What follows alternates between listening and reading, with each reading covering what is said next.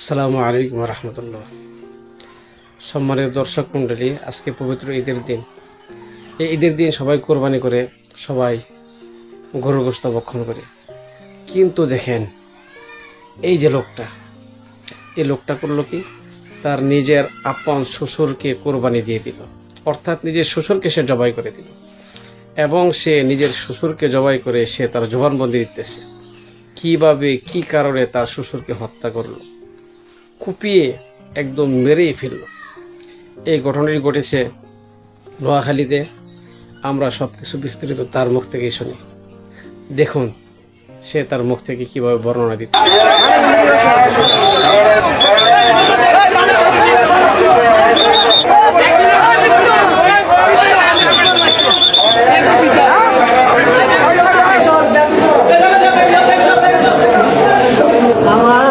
কি জন্য জানো?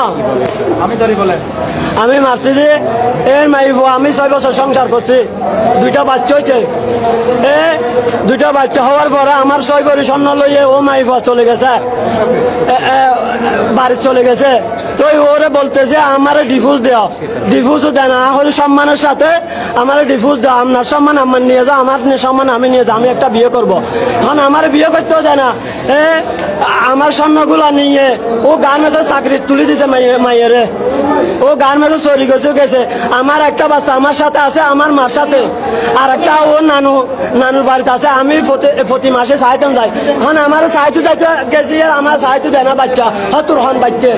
এর শাশুড়ি হতে বউ আছে।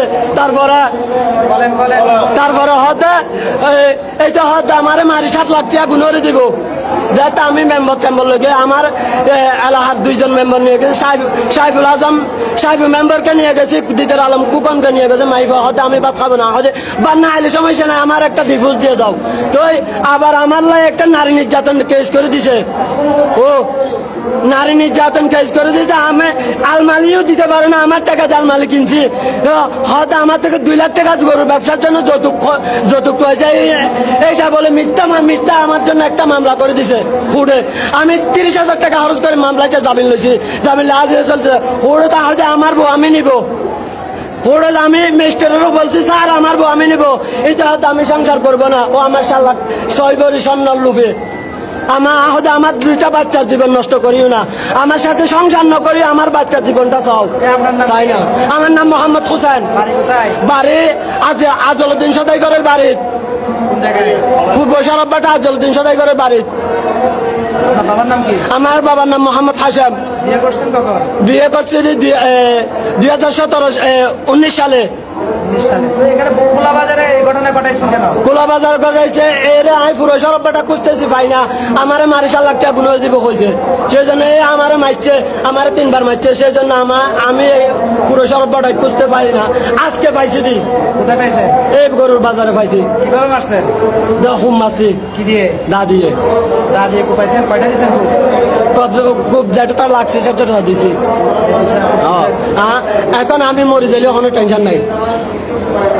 মানে এটা কি আপনার শ্বশুর? আমার শ্বশুর, আমার আপন শ্বশুর। আপনার শ্বশুরের নাম কি? এটার নাম ওসমান গনি। ওসমান গনি, শ্বশুরের নাম ওসমান গনি। হ্যাঁ। বাড়ি কোথায়? বাড়ি রাজাপাড়া 1 নং ওয়ার্ড। রাজাপাড়া 1 নম্বর ওয়ার্ড। হ্যাঁ। আপনি কি জেলে ছিলেন? তার মামলা কি জেলে ছিলেন? আমার মামলা হুড়ে জেলে না। হ্যাঁ। আপনি কি এই মামলা, যে মামলাটা করছেন, আমার জীবনে একটা ফুরি দাগ ছিল না। আমার মিথ্যা মামলা একটা নারী নির্যাতন দিছে, সেই জন্য এই কাজ করতেছি। আমার মিথ্যা সত্য না। আমার 6 ভরি স্বর্ণ চুরি করে নিয়েছে। আমি কোরআন শরীফ ধরে বলতে হলে কোরআন শরীফ ধরে বলতে পারবো। আমার একটা হার, 2টা আম্পুল, আর একটা ছোট সিং। আমার মার 1 জোর বড় আম্পুল, 2 জোর ছোট আম্পুল। তারপরে আমার ভাইয়ের বড় একটা সিং নিছে চুরি করে নিয়ে। আমারে বলে 2টা আনতে নিছে, আর 8টা ছোট ছোট আন্টি, 2টা আন্টি আসতো না বল নিছে।